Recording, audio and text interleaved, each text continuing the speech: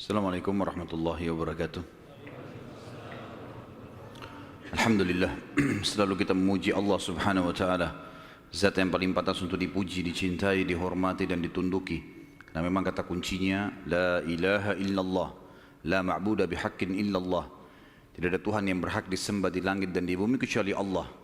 Dan dia telah menggantungkan segala kebutuhan kita, yang kita butuhkan untuk roda kehidupan di muka bumi dengan memuji namanya Alhamdulillah. Maka sangat wajar kalau kita selalu mengucapkan kalimat yang mulia ini. Juga kita banyakkan salam hormat kita kepada manusia terbaik yang telah membawa kepada kita hukum halal haramnya Sang Pencipta, sehingga kita punya panduan hidup. Dan juga Sang Pencipta Allah telah menjadikan mengucapkan salam hormat kepada manusia terbaik ini sebagai ibadah buat kita dan pendekatan diri kepadanya. Juga dari sisi yang lain Sang Pencipta Allah bersama malaikatnya mengucapkan salam hormat kepada manusia terbaik ini. Maka sangat wajar kalau kita selalu mengucapkan salawat dan taslim kepada Nabi besar Muhammad sallallahu alaihi wasallam. Setelah panjang lebar kita jelaskan masuk Yahudi ke Jazirah Arab, Nasrani, bagaimana juga kekuatan dari Najasyi Afrika masuk ke Yaman, bagaimana Yaman dikuasai oleh Persia, kemudian bagaimana akhirnya wilayah Yaman masuk Islam. Kita akan masuk sekarang lebih dalam lagi membahas tentang kelahiran Nabi sallallahu alaihi wasallam. Kita akan masuk mengerucutkan bahasan ke Mekah. Bahasan ini tentu akan saya mulai dari seorang tokoh Mekah bernama Qusay bin Kilab. Qusay bin Kilab. Qusay bin Kilab ini adalah salah satu keturunan dari Fikhir. Dan Fikhir adalah nama lainnya Quraisy. Jadi Quraisy itu julukan.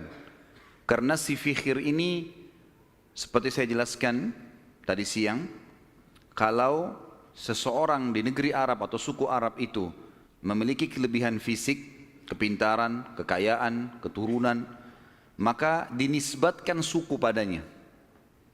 Kebetulan dari turunan Ismail alaihissalam di Mekah dan turunan suku Jurhum, ada satu orang yang sangat menonjol bernama Fikhir. Dan Fikhir ini karena dia menonjol maka diberikanlah nama lainnya Quraisy. Dinisbatkanlah suku Mekah namanya Quraisy.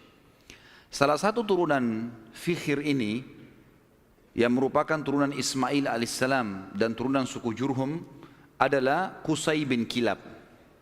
Kalau teman-teman masih ingat, di pertemuan kita pada bulan yang lalu saya pernah menekankan tentang kisah Mekah awalnya dihuni oleh suku Jurhum yang hijrah dari Yaman, kemudian tinggal bersama Hajar dan Ismail alaihi wassalam.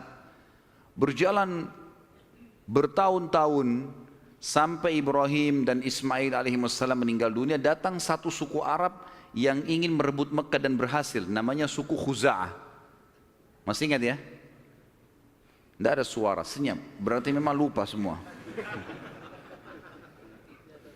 Jadi suku Khuza'ah ini datang merebut, dan salah satu pimpinan Khuza'ah Amr bin Luhai yang memasukkan patung di Jazirah Arab di Mekah, gitu kan. Suku Khuza'ah ini berkuasa di Mekah sampai 500 tahun. Dan pada saat Jurhum dikalahkan oleh Khuza'ah, suku Jurhum sempat menimbun air Zam-Zam. Jadi 500 tahun mereka memimpin di Mekah, nggak ada sama sekali air. Kita bahas sekarang tentang keadaan satu orang tokoh ini, karena kalau panjang kita ceritakan panjang lebar Mekah ini cukup panjang, tokoh-tokohnya banyak, tapi saya ingin merucutkan ke Qusay bin Kilab. Qusay bin Kilab ini salah satu turunan Jurhum dan turunan Ismail alaihissalam. Dia sempat berpikir, bagaimana bisa ini setelah 500 tahun ya? Bagaimana bisa Mekah ini yang tadinya dikuasai oleh suku dia Jurhum dan juga kakeknya Ismail alaihissalam direbut oleh Khuza'ah. Walaupun di Mekah itu suku Khuza'ah sama suku Jurhum sudah berbaur ya, karena sudah terlalu lama ratusan tahun, akhirnya mereka berbaur satu sama yang lain, tetapi tetap kekuasaan kerajaan di bawah kekuasaan Khuza'ah. Qusay bin Kilab lalu memperbaiki keadaan ekonominya. Dia berbisnis, dia berdagang sampai Allah membukakan kekayaan yang sangat banyak. Pada saat itu teman-teman sekalian, Raja Mekah dari suku Khuza'ah bernama Hulail. Hulail ini memiliki seorang anak wanita, anak tertuanya, terkenal dengan kecantikannya, anak raja. Qusay bin Kilab datang dan melamar. Dan pada saat itu, dia orang kaya raya, dia punya kedudukan, dihormati di Mekah. Oleh Hulail diterima lamarannya. Selama ini, kalau suku Jurhum mau melamar suku Khuza'ah selalu ditolak umumnya. Karena memang ada persaingan dari dulu gitu kan. Mereka berbaur saling transaksi, kalau berdagang, bertetangga. Tapi pernikahan tidak. Pertama kalinya dari suku Jurhum diterima lamarannya. Itu adalah Qusay bin Kilab. Oleh Hulail, kepala suku sekaligus raja, kepala suku Khuza'ah sekaligus raja Mekah. Pada saat dia menikah dengan anaknya Hulail, Qusay ini menunjukkan yang terbaik, ya. Dia patuh, dia bantu mertuanya dan seterusnya, sampai mertuanya meninggal. Waktu mertuanya meninggal, Qusay menjalankan misinya. Dia lalu mengiklankan dan menobatkan diri menjadi raja Mekah pengganti mertuanya. Orang-orang yang dari suku Khuza'ah menolak. Bagaimana bisa kau jadi raja? Raja jelas dari Khuza'ah, kamu dari Jurhum, enggak boleh gitu. Maka pada saat itu terjadi perseteruan. Sampai akhirnya Qusay meminta pertolongan dari orang-orang sesuku dengan dia dari Jurhum, dan Khuza'ah juga berkumpul. Akhirnya terbentuk dua pasukan dan terjadi peperangan besar di Mekah. Pertumpahan darah yang sangat besar dan banyak sekali korban pada saat itu. Pada saat mereka melihat korban banyak sekali teman-teman sekalian, maka tokoh-tokohnya termasuk Qusay bin Kilab dan anak-anaknya Hulail yang merupakan ipar-ipar dari Qusay sendiri, mereka akhirnya sepakat, kita harus ada penengah nih yang mengambil hukum supaya jelas siapa yang memimpin Mekah. Maka mereka akhirnya sepakat menunjuk satu orang yang dituakan di Mekah pada saat itu, dan memang umurnya sudah sangat tua. Orang ini namanya Ya'mur bin Auf. Ya'mur bin Auf, dia ditunjuk oleh orang-orang Quraisy dari Jurhum dan juga ditunjuk oleh orang-orang Khuza'ah, nunjuk, dan diambillah sumpah atas nama Allah, apapun keputusan Ya'mur harus diterima.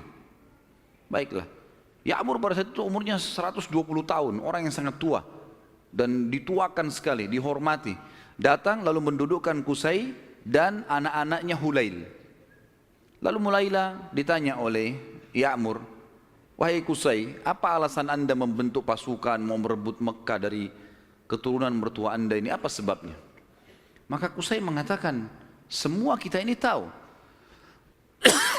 kisah Mekah ini berawal dari kakek saya yang bernama Ismail, dan Ismail seorang nabi. Ismail menikahi suku Jurhum, anak kepala suku Jurhum, dan itu turunan kami. Kami yang membentuk komunitas di Mekah, kami yang membentuk ekonominya, kami yang membangun Ka'bah, kami yang semuanya disebutkan. Sementara Qusay menyebutkan ini, anak-anaknya Hulail dari suku Khuza'ah nggak bisa ngomong apa-apa, karena memang semuanya betul. Memang tidak ada. Khuza'ah ditanya, lalu kalian punya apa? Nggak ada. Tidak ada andilnya di Mekah.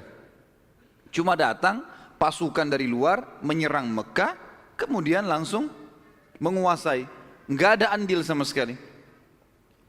Tiba-tiba pada saat itu Ya'mur mengambil sebuah keputusan, mengatakan keputusan yang mutlak, seluruh Mekah, kerajaannya, kekuasaannya, pengurusan jemaah hajinya, pengurusan Ka'bahnya, ya, semuanya untuk Qusay bin Kilab. Maka dengan keputusan ini teman-teman sekalian, Qusay bin Kilab menjadi Raja Mekah. Menjadi Raja Mekah. Dan pada saat itulah kerajaan yang sudah hilang 500 tahun dari keturunan Jurhum kembali. Pada saat itu Qusay melakukan banyak sekali perkembangan di Mekah, di antaranya dia membangun sebuah tempat namanya Darun Nadwa. Darun Nadwa ini oleh Qusay dibuat sangat luas, sangat besar, sebuah auditorium kalau kita sekarang sangat luas gitu kan. Tapi belum ada buku sejarah yang menyebutkan seberapa luas, seberapa dia menampung manusia. Tapi dari buku-buku sejarah disebutkan Darun Nadwa pada saat itu multifungsi. Dilakukan apa saja di situ. Pertemuan orang-orang Mekah, pertemuan tokoh-tokoh Mekah, sampai Qusay bin Kilab melarang siapapun orang Mekah menikah kecuali di Darun Nadwa. Harus di Darun Nadwa. Kalau anak bayi baru lahir, bawa ke Darun Nadwa. Pokoknya Darun Nadwa ini menjadi simbolnya Mekah. Termasuk juga pada saat orang-orang Quraisy ingin memerangi Nabi SAW, nanti kita akan belajar pada saat beliau mau hijrah pun ke Madinah atau mau dibunuh, itu mereka kumpulnya di Darun Nadwa ini. Qusay bin Kilab pada saat sudah mulai tua teman-teman sekalian, dia memperhatikan di antara anak-anaknya, anaknya banyak sekali.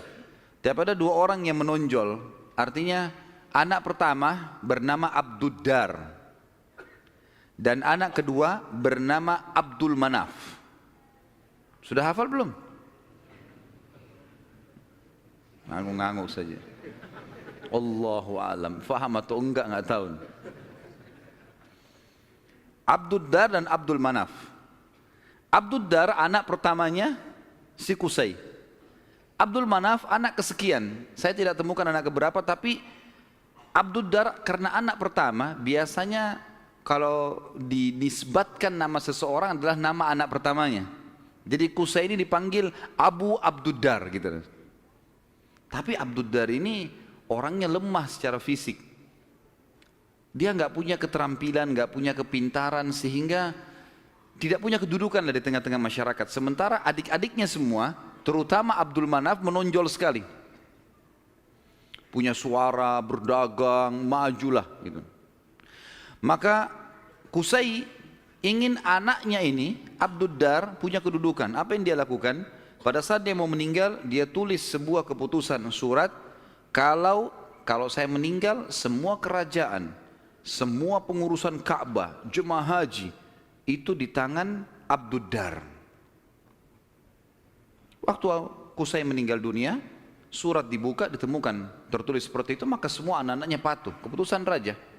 Abduddar akhirnya menjadi raja. Berjalan waktu teman-teman sekalian, Abduddar wafat. Pada saat wafat, keturunan Abduddar mau melanjutkan kerajaan ayahnya, tapi turunan Abdul Manaf tidak setuju, nggak bisa. Abduddar ini, paman kami dulu ini, ayah kalian, itu dipilih oleh kakek kita semuanya, Qusay, karena dia nggak punya kedudukan dan kemuliaan. Sudah dikasih dan sudah berhasil. Sekarang nggak bisa kembali kepada kalian. Harusnya ini dibagi rata. Sampai mereka pada saat itu hampir perang satu sama yang lain. Sama lagi. Dicarilah hakim di antara mereka dan akhirnya kesimpulannya dibagi. Pembagian ini teman-teman sekalian adalah dibagi Abduddar khusus mengurus keturunan Abduddar, khusus mengurus semua yang berurusan dengan jemaah haji. Sementara Abduddar mengambil alih pengurusan Ka'bah dan Darun Nadwa. Sementara Abdul Manaf mengurus jemaah haji. Dibagi dua. Kita akan sedikit sisipkan di sini teman-teman sekalian kisah tentang Darun Nadwa ini yang tadi dibuat. Kita tinggalkan dulu sebentar tadi sampai ke masalah sudah pembagian Mekah. Abduddar mengurus Ka'bah dan juga Darun Nadwa. Haji itu Abdul Manaf, ya.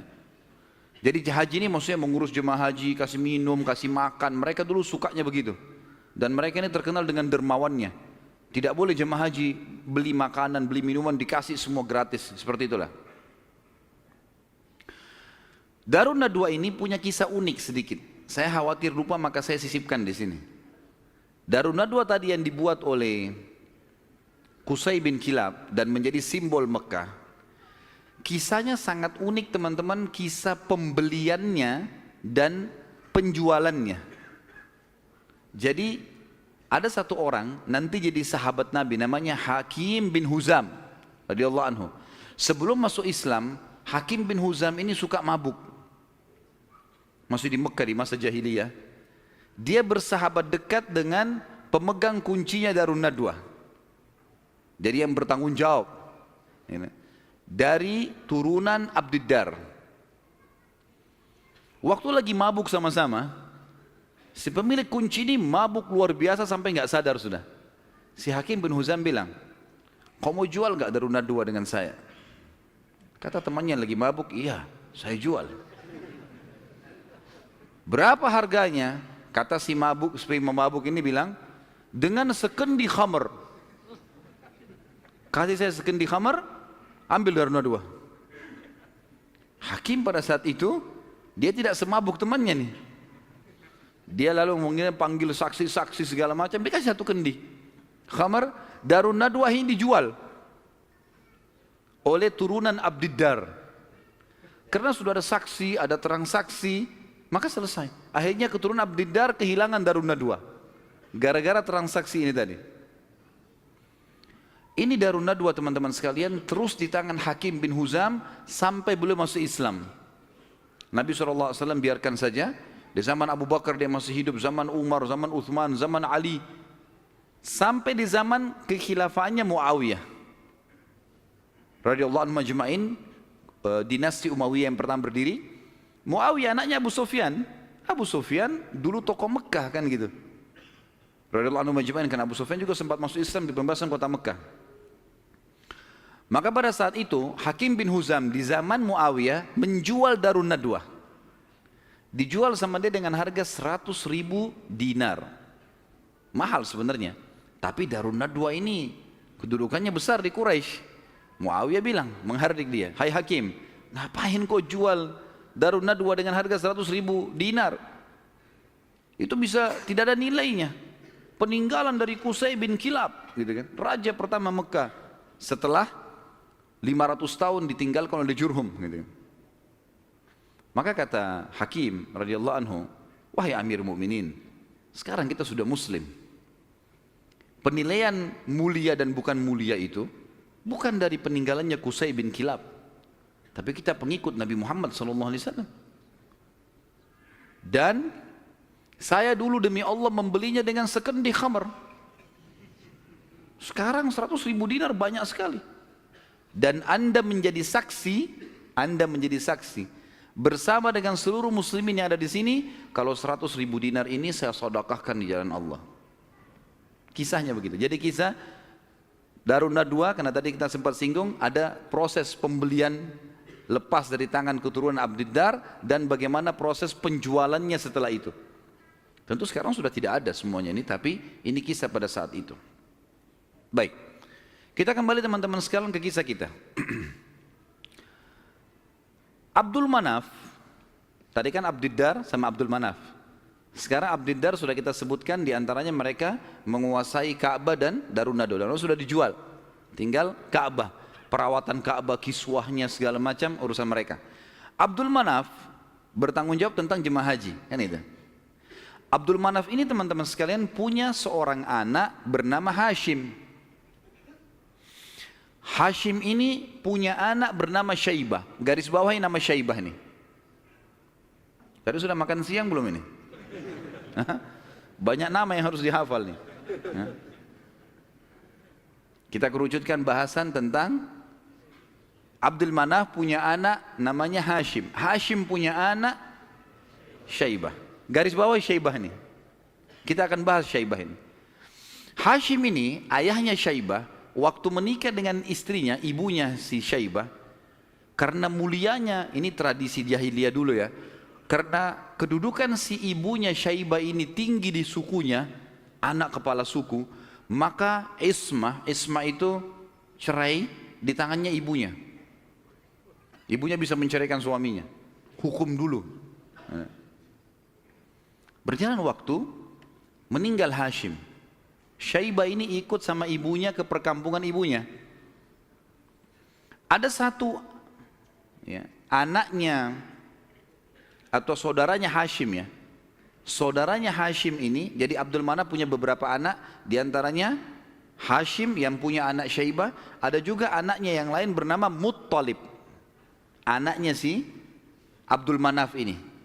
Muttalib ini namanya orang, ya. Muttalib ini datang ke perkampungan Syaibah, ibunya Syaibah, lalu dia berkata kepada ibunya, ini ayahnya Hashim sudah meninggal, tapi anak ini keturunan Qusay bin Kilab, ini turunan raja di Mekah. Jangan ditinggalkan di kampung sini, ikut ke Mekah dengan saya. Siapa tahu nanti dia punya kedudukan di Mekah. Kata ibunya nggak bisa, ikut sama saya. Akhirnya kena cekcok nih, tanda kutip di sini. Maka ibunya Syaibah bilang, ini kita suruh pilih aja dia. Si Syaibah ini mau ikut siapa?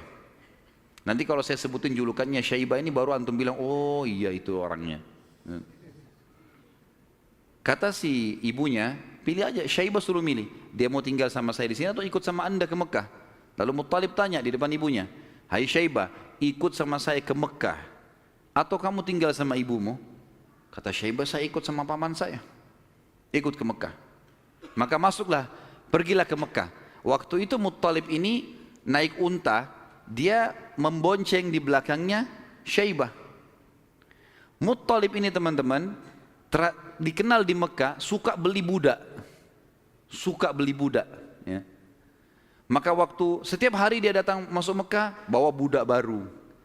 Waktu Syaibah dibonceng oleh pamannya Muttalib ini, orang-orang Mekah kira si Muttalib beli budak baru. Maka mereka bilang, Muttalib baru beli budak, di belakangnya Abdul Muttalib. Berarti hambanya si Muttalib nih. Sudah tahu nama Syaibah siapa? Yang antum kenalkan selama ini Abdul Muttalib. Namanya dia Syaibah. Jelas? Baik. 3 orang yang jawab, nggak apa-apa lah. Nasib, saya sudah teriak-teriak tapi Abdul Muttalib berarti namanya Syaibah. Jadi Abdul Muttalib bukan Muttalib nama Allah ya. Ini nggak ada dalam Asmaul Husna gitu. Tetapi di sini Muttalib nama pamannya. Karena sering beli budak, kemudian dia membonceng ponakannya. Orang-orang Mekah kira ini adalah budak baru, maka dibilang Abdul Muttalib, hambanya Muttalib. Tapi karena itu sudah menjadi buah bibir di Mekah, akhirnya terkenal dengan Abdul Muttalib. Baik, Abdul Muttalib ini yang tentu kita sudah tahu adalah kakek Nabi SAW. Kita masuk mengerucutkan bahasan sekarang ke Abdul Muttalib nih, si Syaibah. Kita sudah kerucutkan bahasan dari Abdul Manaf. Ada anaknya Hashim, Hashim punya anak Syaibah. Syaibah ini Abdul Muttalib. Kita harus kerucutkan begitu supaya nanti ngerucut ke Nabi SAW. Karena kalau melebar akan jalur nasab Quraisy banyak sekali. Abdul Muttalib ini pada saat dia masuk ke Mekah, kemudian dia menikah, Allah karuniakan dia 1 orang anak. Anaknya diberi nama Harith, 1 anak dikasih. Waktu Harith sudah mulai bujang, mencapai umur sekitar 17 tahun. Abdul Muttalib ini Syaibah mimpi malam-malam. Dia mendengar suara dalam mimpinya, ihfirit tiba. Maksudnya galilah tiba. Tiba itu sesuatu yang baik. Lalu dia bertanya, mat tiba? Apa itu tiba? Hilang suara itu. Hari kedua dia mimpi lagi, dengar lagi suara, ihfiril barrah, galilah sesuatu yang baik, yang bermanfaat. Dia tanya, mal barrah, apa itu barrah? Yang baik itu apa? Hilang lagi suara itu.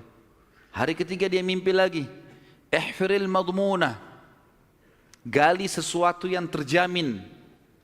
Dia tanya, mal madmunah, apa itu madmunah? Hilang lagi. Hari keempat baru dia mimpi dan dia dengar ihfir zamzam, galilah zamzam itu. Zamzam ini di zaman itu cuma seperti sebuah histori lama, kenangan. 500 tahun tidak ada sumur zamzam, hilang. Jadi selama Khuza'ah berkuasa teman-teman sekalian di Mekah, mereka selalu mendatangkan air dari luar, beli mahal dari luar Mekah, sumur-sumur di luar Mekah. Abdul Muttalib ini pernah dengar kalimat Zamzam, penasaran dia. Terus dia tanya, dalam mimpi dia tanya, Mas Zamzam, apa itu Zamzam? Lalu keluarlah suara itu mengatakan, dan dia dengar pada saat itu ya, kalau dalam buku-buku sejarah disebutkan, La tanzifu abada, sesuatu yang tidak akan pernah rusak, wala tarum, juga ya, sesuatu yang selalu bersih dan tidak akan pernah rusak. Tasqil hajijal a'zam, engkau akan memberikan dengannya air para jemaah haji. Dikatakan wahia bainar rafthi waddam, tempatnya air zam-zam itu berada di antara rafath. Rafath itu bisa berarti busanya darah, atau memang darah yang bercampur, busa yang bercampur dengan darah, atau memang busa air biasanya. Jadi dikatakan sini ciri-cirinya adalah tempat zam-zam itu ada darah yang bercampur dengan rafath, dengan busa, kemudian bercampur sama tanah. Lalu dikatakan lagi dalam mimpinya, inda naqratil gurabil a'sam, di bawah patokannya burung gagak yang memiliki warna keputih-putihan. Inda qaryatin naml, di atas atau di sekitar sarang semut. Seperti itu dalam mimpinya. Maka Abdul Muttalib bangun pagi-pagi, penasaran dia dengan mimpi ini. Dan dia tahu mimpi ini gak mungkin main-main. 3 hari, 4 hari berturut-turut, kemudian dia disuruh gali, dia bawa cangkulnya, datang di sekitar Ka'bah. Dia cuma tebak saja kemungkinan dekat Ka'bah nih, karena tidak ada tempat yang lebih agung di Mekah daripada Ka'bah. Dia datang dekat Ka'bah. Dan kalau masih ingat dulu pada pertemuan kita di bulan yang lalu, ada penjelasan tentang 2 patung yang disembah di Mekah, Isaf dan siapa yang ingat? Kalau lupa saya nggak datang lagi Balikpapan.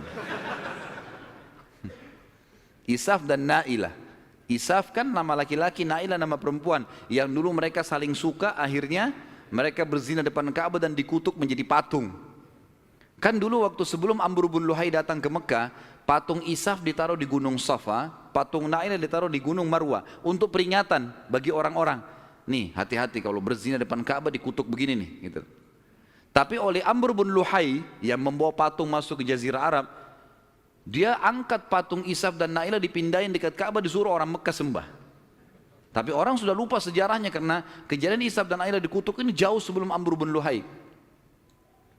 Ringkas cerita, di depan Ka'bah antara Hajar Aswad dengan Hijr Ismail itu ada patung Isaf dan Nailah. Ada satu suku Arab teman-teman sekalian datang ke situ antara Isaf dan Nailah nyembeli sapi. Tiba-tiba pada saat Abdul Muttalib lagi duduk, lagi memperhatikan ke arah Ka'bah di antara Isaf dan Nailah, kemudian ada orang nyembeli sapi. Waktu disembeli darahnya ngucur. Darah itu berbusa. Dan karena dia ngucur, jalan sampai berada di sekitar Isaf dan Nailah. Ya kurang lebih jangan dibayangkan ini Ka'bah, ini Hajar Aswad dan ini Hijr Ismail. Isaf dan Nailah itu ditaruh cukup jauh ya, agak berjarak antara Hajar Aswad jauh ke belakang dengan Hijr Ismail juga jauh. Jadi di kiri kanan ya. Tempat itu sangat luas. Jadi jangan difahami tadi ini misalnya Ka'bah kemudian di sini posisinya, tapi agak jauh di kiri kanan. Maka pada saat itu darah ini ngucur dari patung Isaf itu menuju ke tempat di tengah-tengah di situ. Pada saat itu di tengah-tengah. HP-nya siapa nih? Pada saat itu patungnya, darahnya ngalir, kemudian darah itu ngalir menuju ke tengah-tengah antara Isaf dan Nailah ini, dan ada seperti tempat agak turun di lembah Mekah kan waktu itu masih pasir, lalu darah itu berkumpul di situ. Jadi akhirnya darah sama pasir bercampur. Abdul Muttalib lihat ini isyarat pertama nih. Mimpinya kan tadi darah yang mengalir berbusa yang bercampur dengan tanah, gitu kan. Lalu kemudian dia dekatin tempat itu, darah yang berkumpul itu. Dia temukan tiba-tiba ada burung gagak yang berwarna hitam. Burung gagak biasanya warna hitam ya. Tapi kalau ada burung gagak yang di bagian sayapnya itu ada beberapa bulu warna putih, namanya a'sam dalam bahasa Arab, Ghurabil a'sam. Maka dia lihat ada burung gagak. Burung gagak ini mengepakin sayapnya dan mematuk-matuk di atas sekitar darah itu. Dia lihat isyarat yang kedua. Isyarat yang ketiga adalah di situ ada sarangnya semut. Dia lihat ke dekat kakinya, ternyata ada beberapa ekor semut yang menggigit kakinya dia. Dia melihat ada lubang di situ. Maka dia bilang kepada anaknya Harith, saya mau menggali di sini. Siapapun jangan mengganggu saya. Maka dia angkat cangkulnya. Tapi kita jangan lupa, ini depan Ka'bah. Orang-orang lagi banyak tawaf waktu itu, walaupun banyak berhala. Dia angkat cangkul, orang jadi bahan perhatian. Tokoh-tokoh Quraisy pada datang semua. Lalu tokoh-tokoh Quraisy mengatakan, hai Abdul Muttalib, apa yang kau lakukan nih? Kata Abdul Muttalib kepada Harith, singkirkan mereka dari saya, sibukkan. Jangan sampai mereka dekatin saya. Terus saja Harith menyibukkan orang-orang Quraisy dan Abdul Muttalib terus saja mencangkul sampai ujung cangkulnya menyentuh bibirnya sumur itu. Sumur Zam-Zam. Dan dengan kuasa Allah, airnya muncrat keluar. Pada saat airnya muncrat keluar, Abdul Muttalib mengatakan, Allahu Akbar. Karena memang mereka menggunakan bahasa Arab dan kalimat Allahu Akbar itu sudah biasa mereka ucapkan. Gitu kan? Maka orang-orang Quraisy tahu kalau Abdul Muttalib sudah dapat target. Dan mereka kaget untuk lihat air muncrat. Air di depan Ka'bah. Selama ini selalu ambil dari luar. Ini kemuliaan abadi gitu kan. Maka tiba-tiba orang Quraisy datang, hai Abdul Muttalib, air ini kita punya sama-sama. Kata Abdul Muttalib, dari mana sama-sama? Saya mimpi, saya yang cangkul, saya yang dapat. Dari mana kalian punya sama-sama nih? Ribut nih. Abdul Muttalib bilang, ini punya saya. Quraisy bilang enggak, dikeroyokin Abdul Muttalib pada saat itu. Ribut, akhirnya mereka sepakat panggil hakim lagi. Ini hakimnya nih, cari penengah. Bagaimana caranya supaya ini bisa ditengahi, gitu kan? Insya Allah masalah ditengahi ini kita lanjutkan habis salat Isya. Subhanakallahumma bihamdika asyhadu an la ilaha illa anta astaghfiruka wa atubu ilaik. Wassalamualaikum warahmatullahi wabarakatuh. Assalamualaikum warahmatullahi wabarakatuh. Alhamdulillah, wassalatu wassalamu ala Rasulillah. Kita lanjutkan bahasan kita. Akhirnya Abdul Muttalib setelah menemukan sumur Zam-Zam, orang-orang Quraisy tetap menuntut untuk dibagi. Dan Abdul Muttalib bertahan. Nggak bisa nih. Saya mimpi, saya yang gali, saya yang temukan. Gimana kalian merasa punya hak di situ? Ribut, akhirnya dicarilah penengah. Dan pada saat itu mereka tidak lagi ke Ya'mur, tapi mereka pergi ke dukun Bani Sa'idah.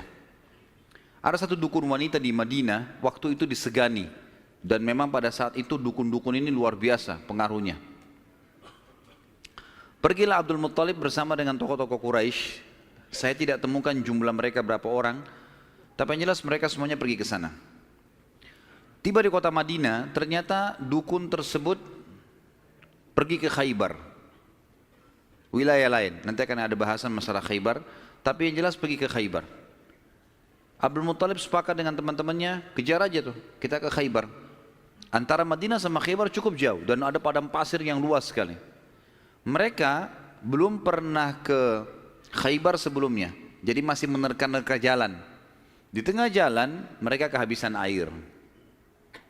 Mau balik ke Madinah jaraknya jauh. Mau menuju ke Khaybar belum jelas tujuannya. Air habis. Panas lagi sangat terik pada saat itu. Mereka bermusyawarah, kira-kira bagaimana jalan keluarnya nih? Akhirnya orang-orang Quraisy selain Abdul Muttalib sepakat mengatakan kayaknya kita pasti mati nih. Nggak ada air. Kembali ke Madinah bisa mati tengah jalan, menuju ke Khaybar juga nggak jelas bisa mati tengah jalan. Ya sudahlah, kita pasti mati, lebih baik kita gali kubur saja. Riwayatnya begitu, kisahnya begitu. Gali kubur. Dari sekian orang ini, nanti setiap siapa yang mati duluan dikubur oleh temannya. Minimal nanti ada satu orang yang tidak tertutup kuburannya, yang lain semua tertutup. Akhirnya mereka pada gali kuburan, kecuali Abdul Muttalib nih. Abdul Muttalib bilang ini bukan ide yang tepat nih. Masa kita menyerah? Lebih baik coba kita cari jalan. Teman-temannya bilang percuma mau kemana? Abdul Muttalib naik ke atas untanya. Begitu untanya bergerak, dari pijakan kakinya untanya Abdul Muttalib keluar muncrat air di padang pasir itu. Keluar mata air. Lalu Abdul Muttalib melihat, dia turun dari untanya, dia minum airnya, untanya dikasih, lalu diajak teman-temannya, ayo ini ada air minum.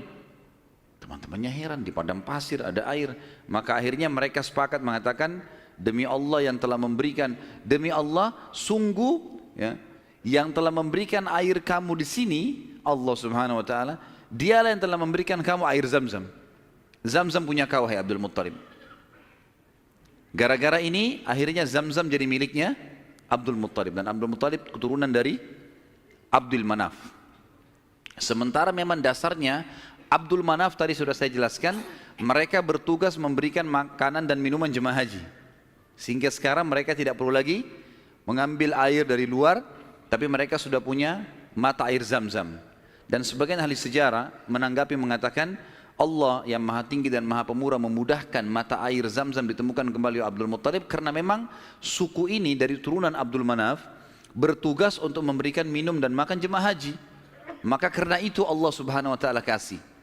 Makanya tadi dalam salah satu perkataan dan pernyataan dalam mimpi, Taski Hajijil A'zam, engkau akan memberikan minum jemaah haji yang banyak, gitu kan.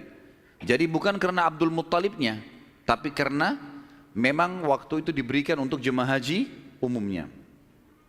Baik, baliklah Abdul Muttalib ke Mekah, dan akhirnya pada saat itu Abdul Muttalib dinobatkan secara tidak langsung sebagai Raja Mekah. Kenapa saya katakan tidak langsung? Karena pada saat itu Quraisy sepakat di Mekah itu semua kepala suku bisa memimpin. Bisa memimpin. Tidak harus fokus ke turunan Abdul Manaf atau Abdul Dar, tapi mereka Abdul Manaf Abdul Dar ini mereka yang memegang Ka'bah, memegang urusan haji dan jemaah haji, minum dan makannya ini. Tapi pasukan segala macam ini boleh dari mana saja. Tapi dengan kejadian Abdul Muttalib menemukan air Zam-Zam, maka terkerucut lagi masalah orang-orang Mekah. Karena tadi setelah Abdul Dar meninggal, kan kita sudah bilang tadi, kan pecah ya. Abdul Dar kan jadi raja pengganti ayahnya Qusay. Tapi setelah Abdul Dar mati, ribut anak-anaknya, akhirnya tidak ada raja. Setelah kejadian air Zam-Zam, secara tidak disadari Abdul Muttalib ditunjuk menjadi raja. Dan inilah sebabnya waktu kita jelaskan tadi masalah pasukan gajah yang datang, Abdul Muttalib kan menjadi raja pada saat itu. Dan menjadi raja justru karena menemukan mata air Zam-Zam ini. Abdul Muttalib pada saat itu mulai naik kedudukannya, namanya jadi tambah baik dan seterusnya. Memang orangnya sangat dermawan. Semua orang boleh minum air Zam-Zam tapi melalui izin dia. Tapi tidak bayar, gitu kan? Dikasih semuanya.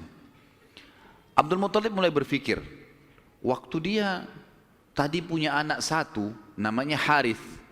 Masih ingat nggak? Wah, ngaku-ngaku aja. Baiklah, saya terima. Anaknya tadi satu, Harith, yang disuruh jaga sama dia waktu dia mencangkul kan? Baiklah. Si Harith, dia pikir, waktu saya tadinya punya anak satu nih, kayaknya kerepotan, gak ada yang bisa bela dia. Dan seorang raja, salah satu kebanggaannya kalau punya keturunan banyak. Maka dia pada saat itu berazam, bernazar ya, kalau Allah memberikan dia anak laki-laki yang banyak, jumlahnya mencapai 10, dia akan menyembeli salah satunya, dikorbankan di depan Ka'bah untuk Allah. Gak ada dalam syariat Nabi Ibrahim alaihissalam. Ini ijtihadnya, upayanya Abdul Muttalib. Subhanallah, berjalan waktu, istrinya melahirkan, punya anak 16. Anaknya Abdul Muttalib 16, 10 laki-laki, 6 perempuan. Laki-laki yang 10 ini, yang paling pertama tentu ada namanya Harith ya. Kemudian ada, jadi dari 10 ini kita bagi 6 ini meninggal sebelum masa kenabian, 4 mendapatkan masa kenabian. Dari 10 anak Abdul Muttalib yang laki-laki, ada 6 yang meninggal sebelum fase kenabian, sebelum penobatan Nabi SAW menjadi Nabi. Ini paman-paman Nabi semua ya. Dan ada 4 yang mendapatkan fase atau masa kenabian. 6 orang yang tidak dapat masa kenabian ini tentu dimulai dari Harith tadi, anak pertamanya Abdul Muttalib. Kemudian tentu ada beberapa nama ya, saya sebutkan Harith, Dirar, Hijir, Muqaddam, Zubair. Dan yang keenam Abdullah, ayahnya Nabi SAW. Abdullah ini sebenarnya anak paling bungsu dari Abdul Muttalib, anak ke-10.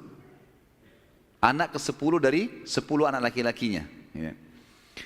Maka 6 orang ini meninggal sebelum masa kenabian. Harith, Dirar, Hijir, Muqaddam, Zubair dan Abdullah. Dan ada 4 orang hidup sampai masa kenabian. 2 beriman, 2 kafir. Yang beriman adalah Hamzah dan Abbas radhiyallahu anhum. Ini sempat beriman pada Nabi SAW dan mulia. Hamzah bahkan menjadi pimpinan para syuhada, mati syahid mulia di perang Uhud. Dan Abbas hidup sampai setelah Nabi SAW meninggal pun, sampai di zaman Khilafah Umar. Kemudian ada dua yang hidup di masa kenabian tapi kafir, enggak beriman. Abu Talib dan Abu Lahab. Abu Talib ini nama lainnya dia Abdul Manaf. Diambil dari nama kakeknya, tapi terkenal dengan Abu Talib. Abu Lahab julukan namanya Abdul Uzza. Dan kita tahu surah Al-Masad turun pada Abu Lahab ini. Paman Nabi SAW, benci sekali dengan Nabi, benci dengan dakwah. Nanti akan kita ceritakan kisahnya di pertemuan akan datang. Yang jelas ini 10 orang anak laki-laki Nabi SAW. Kemudian ada 6 orang anak perempuan. Yang pertama Sofia.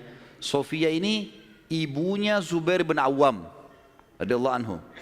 Dan Sofia nanti akan kita ceritakan kisahnya luar biasa, pemberani perempuan ini. Dan dia mendidik Zubair bin Awam dengan sangat tegas. Jadi kalau dia jalan, dia membawa Zubair, dia latih di tempat gelap, sengaja dia diam. Kalau Zubair nangis ditinggalin, dibiarin.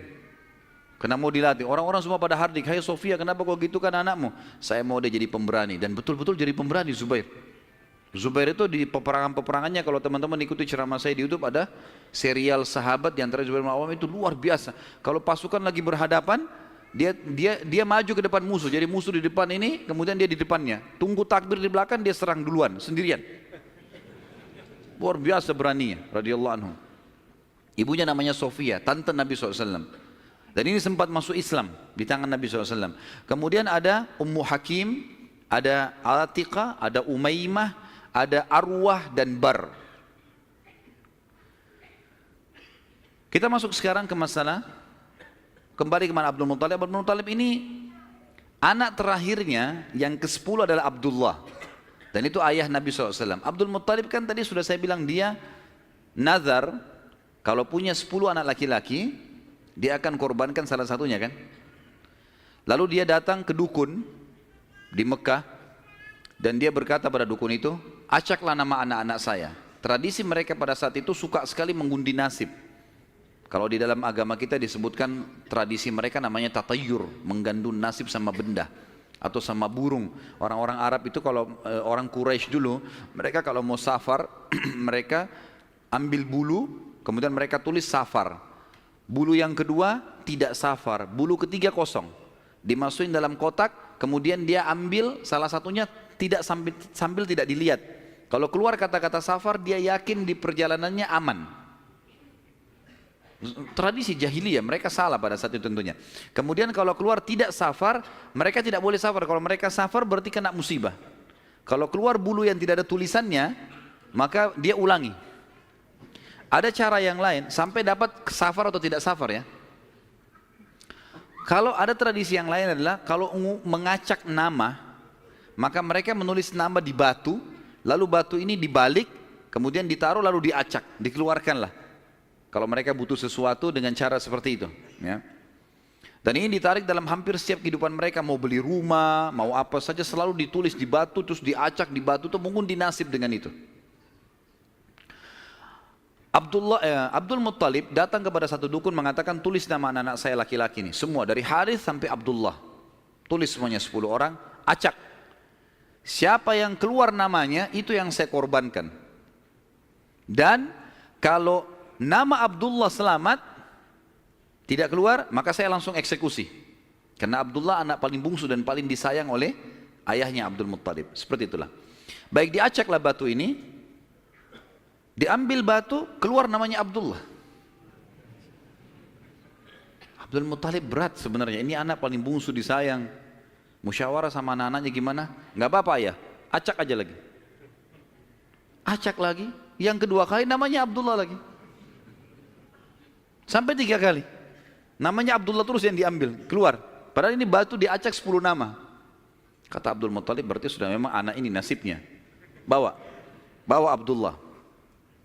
Dibawalah Abdullah ini ke depan Ka'bah, ditaruh di atas sebuah batu. Biasanya mereka taruh di situ sembelihan. Taruh kambing, taruh apa dipegang. Di atas batu itu baru mereka sembelih untuk berhala-berhala gitu kan. Ditaruhlah Abdullah, mau disembelih sama dia. Ikat tangannya, ikat kakinya, angkat pedang, mau disembelih. Orang-orang Quraisy lihat, apalagi yang Abdul Muttalib buat nih. Datang tanya, hai Abdul Muttalib, apa yang kau lakukan? Saya sudah nazar, kalau Allah kasih saya 10 anak, saya sembelih salah satunya. Dan saya sudah acak nama-nama anak saya yang keluar anak ini. Saya mau jalankan nazar saya. Orang-orang Quraisy bilang, nggak bisa, jangan. Mereka berusaha tahan. Akhirnya Abdullah ini ditarik-tarik. Ini.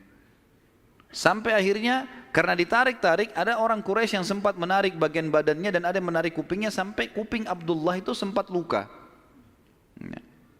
Maka ada julukan sendiri dikatakan Abdullah yang luka kupingnya, gitu. Ayah Nabi SAW. Baik. Pada saat itu orang-orang Quraisy mengatakan, wahai Abdul Muttalib, sadarlah, kalau kau lakukan ini sementara kamu adalah tokoh masyarakat di Mekah, maka akan menjadi sebuah tradisi nanti ini. Akhirnya setiap orang punya 10 anak laki-laki, 1 disembelih. Dan apa kenikmatannya orang kalau sudah punya anak disembelih gitu?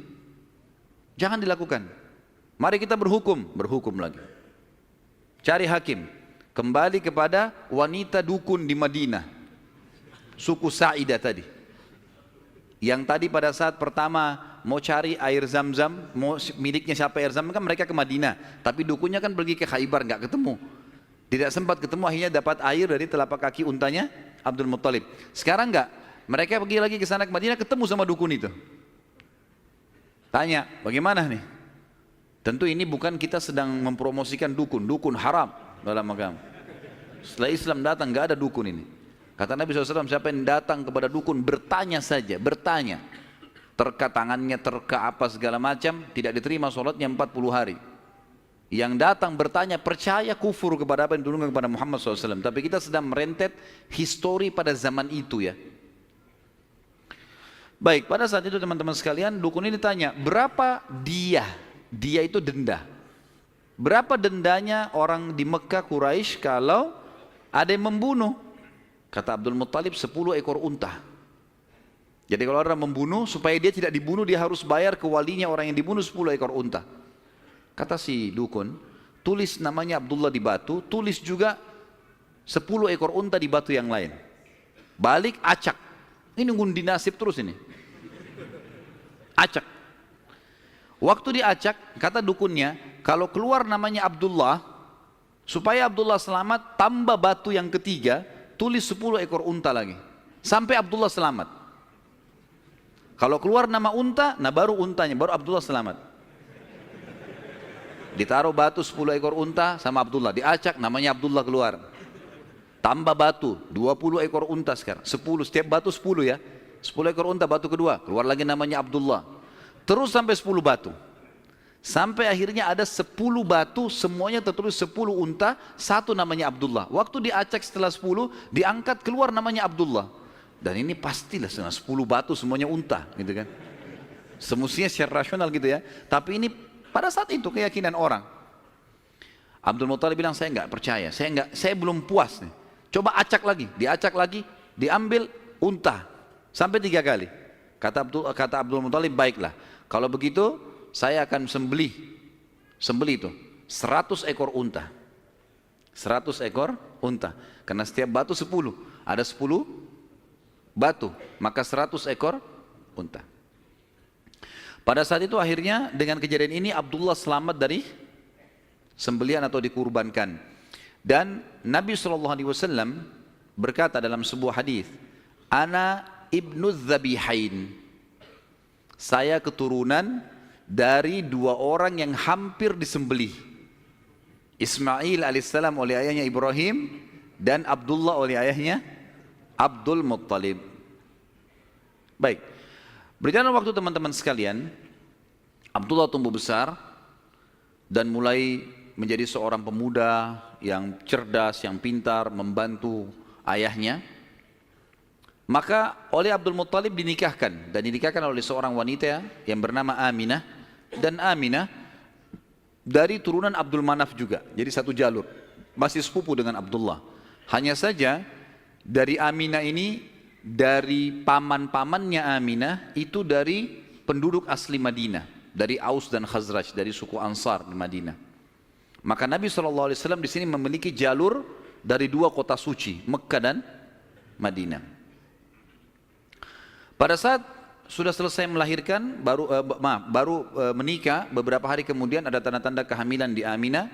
Kemudian Aminah pun sempat melihat di dalam mimpinya pada saat akan melahirkan atau pada saat hamil besar, melihat dalam mimpinya ia bermimpi bayi dalam kandungannya ini menyebarkan cahaya, dan cahaya itu menyebar ke seluruh muka bumi. Sebagian athar menyebutkan sampai ke Busra. Busra ini wilayah Irak sana, wilayah Persia gitu.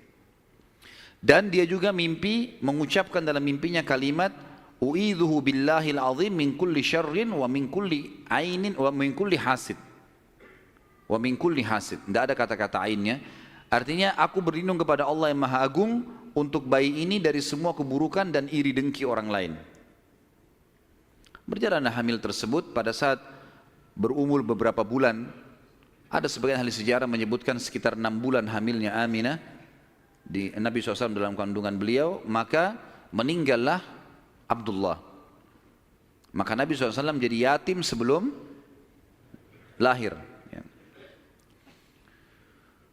Setelah itu Nabi SAW lahir, yang paling banyak dinukil oleh para ahli sejarah 12 Rabiul Awal di tahun gajah. Sudah kita sebutkan tadi, tahun gajah kejadian Ashabul Fil, dan tepatnya 50 hari setelah kejadian gajah itu, penghancuran gajah, 50 harinya, disitulah lahir Nabi sallallahu alaihi wasallam. Ada yang perlu kita sebutkan teman-teman sekalian, walaupun sebenarnya menyebutkan ini bukan berarti Nabi SAW membutuhkannya, tidak sama sekali. Nabi SAW jauh lebih mulia daripada tanda-tanda ini. Tapi pada saat beliau lahir, ternukillah di Mekah, di Madinah, beberapa kejadian yang memang ahli sejarah angkat. Yang pertama, kejadian yang unik pada saat Nabi SAW lahir adalah terlihatnya bintang Ahmad namanya. Apa itu bintang Ahmad? Orang-orang Yahudi yang ada di Madinah itu meyakini kalau Nabi terakhir yang mereka tunggu di Madinah keluar itu, kalau dia lahir akan kelihatan bintang yang mereka istilahkan dengan bintang Ahmad, dan mereka mengukir-ngukir bintang itu sesuai dengan keterangan dari Taurat. Seperti itulah pemahamannya pada saat itu. Allahu a'lam tentang masalah kebenaran masalah bintang ini, tapi yang jelas kebenaran bintang itu bisa dipercaya atau tidak, karena kita dalam Islam taunya bintang nggak boleh dipercaya gitu kan. Tapi ini pada saat itu dinukil oleh Hassan ibn Thabit radhiyallahu anhu, penyair Nabi SAW. Kebetulan umurnya dia beda 7 tahun dengan Nabi SAW. Beliau mengatakan setelah masuk Islam, setelah Nabi SAW hijrah ke Madinah, beliau mengatakan pada hari Nabi SAW lahir, aku kebetulan berada di salah satu benteng Yahudi, dan naiklah di malam hari kebetulan salah satu pendeta Yahudi lalu teriak dengan suara keras, wahai Yahudi, hai sekalian kaum Yahudi, sungguh telah terlihat pada malam ini bintangnya Ahmad, dan tidak terlihat kecuali pada saat ia lahir. Dan menurut Hassan ibn Thabit radhiyallahu anhu, memang umurnya beda 7 tahun dengan Nabi SAW, dan pada hari itu memang hari kelahiran baginda Nabi SAW. Yang kedua dinukil oleh para ulama tentang masalah kejadian-kejadian unik adalah Nabi SAW pada saat lagi Aminah melahirkan, maka dikatakan melahirkan tanpa ada rasa kesulitan sedikit pun, jadi sangat mudah. Bahkan sebagian athar menyebutkan Aminah tidak dibantu oleh orang. Tiba-tiba Nabi SAW keluar begitu saja. Dan yang ketiga, pada saat lahir, maka Nabi SAW dalam kondisi mengangkat kepalanya ke langit, seakan-akan orang yang sedang berdoa. Yang keempat, Nabi SAW lahir dalam kondisi sudah terkhitan. Sudah terkhitan. Yang kelima, Nabi SAW lahir juga tanpa terbebani lagi dengan sisa tali pusar, udah nggak ada. Lahir sudah terkhitan, ya, lahir sudah tidak ada tali pusarnya. Sampai poin di sini, sampai poin kelima ini, 4 poin ya, karena poin pertama tadi itu kejadian di Madinah. Jadi 4 poin ini, Aminah melahirkan dengan sangat mudah, Nabi SAW seperti berdoa ke langit, kemudian terkhitan, kemudian tali pusarnya sudah terlepas. Maka Abdul Muttalib, kakeknya, bangga sekali datang, sangat senang pada saat itu. Dia berkata, sungguh pada cucuku atau anakku ini ada perkara besar. Lalu Abdul Muttalib pun membawa bayi Nabi SAW ke Ka'bah saat baru lahir, dan ia yang memberi nama Muhammad. yang memberi nama Muhammad. Baik, ada sedikit rahasia masalah nama Muhammad ini. Perlu teman-teman tahu, nama Muhammad sebelum Nabi Muhammad SAW tidak dikenal oleh orang-orang Arab. Gak ada satupun orang Arab bernama Muhammad pada saat itu, belum ada. Terus dari mana nama ini? Kok Abdul Muttalib bisa berikan nama cucunya? Ada kisahnya. Jauh sebelum lahir Nabi SAW, Abdul Muttalib pernah jalan-jalan ke negeri Syam bersama dengan 3 orang sahabatnya. Yang pertama Sulaiman bin Mujazi', salah satu kepala suku di Mekah. Yang kedua Hulaila bin Hajij. Dan yang ketiga Himran bin Rabi'ah. 3 orang ini bersama Abdul Muttalib, 4 orang ini pergi ke negeri Syam. Pas tiba di negeri Syam, ada salah satu pendeta Nasrani menemui mereka lalu berkata, kalian dari mana? Kata Abdul Muttalib, dari Jazirah Arab. Dari mana tempatnya? Dari kota Mekah. Kata pendeta itu, dari kota kalian nanti akan keluar Nabi terakhir. Dan Nabi terakhir itu bernama Muhammad. Kata Abdul Muttalib, dari mana engkau tahu itu semua? Dia bilang, dari kitab kami, dalam Injil disebutkan namanya Muhammad. Maka keempat orang ini bertekad pada saat itu untuk memberikan nama kalau mereka dikaruniai anak setelah itu atau cucu, Muhammad. Dan dari 4 orang ini pada saat balik ke Mekah, orang yang pertama mendapatkan cucu laki-laki adalah Abdul Muttalib. Itulah Nabi Muhammad SAW. Maka dia pun mengangkat bayi Nabi SAW lalu keliling di dekat Ka'bah lalu mengatakan, anak ini memiliki perkara yang besar, aku memberikan nama Muhammad, aku memberikan nama Muhammad. Terus dia mengucapkan kalimat itu. Kemudian selanjutnya teman-teman sekalian, yang keenam adalah goncangnya istana Kisra di Persia dan rubuhnya 14 teras istananya. Jadi ada teras-terasnya istana itu rubuh semua tanpa sebab, rusak semuanya. Pada saat melihat kejadian tersebut, Kisra sempat khawatir, lalu dia bertanya kepada para peramal-peramalnya lah, dukun-dukunnya segala. Maka mereka pun menjawab, goncangnya istana disebabkan karena hari ini lahir seseorang nabi dan runtuhnya 14 teras ini menandakan terdapat 14 raja Persia, tinggal 14 orang saja. Selebihnya sudah runtuh kerajaan ini. Maka sempat Kisra bilang, 14 raja masih lama. Kalau satu raja punya 1100 tahun umurnya, berarti 1400 tahun. Tapi tanpa disadari oleh Kisra, para ahli sejarah muslim menukil, tanpa membenarkan ramalan ini ya, kita bukan membenarkan. Karena ramalan itu semua, kalaupun bertepatan, karena mereka mencuri, syaitan mencuri berita dari langit. Bukan karena mereka tahu. Sebagaimana dijelaskan dalam ada hadits Nabi SAW. Dan ternyata setelah Kisra, yang pada saat Nabi SAW lahir itu ada, anak-anaknya berselisih pendapat dan dalam waktu 4 tahun saja terjadi penggantian 10 orang Kisra. Mati semua, saling membunuh satu sama yang lain. Ya, dan puncaknya yang terakhir adalah yang ke-14 meninggal di zaman Umar radhiyallahu anhu. Pada saat Umar menembus wilayah Persia.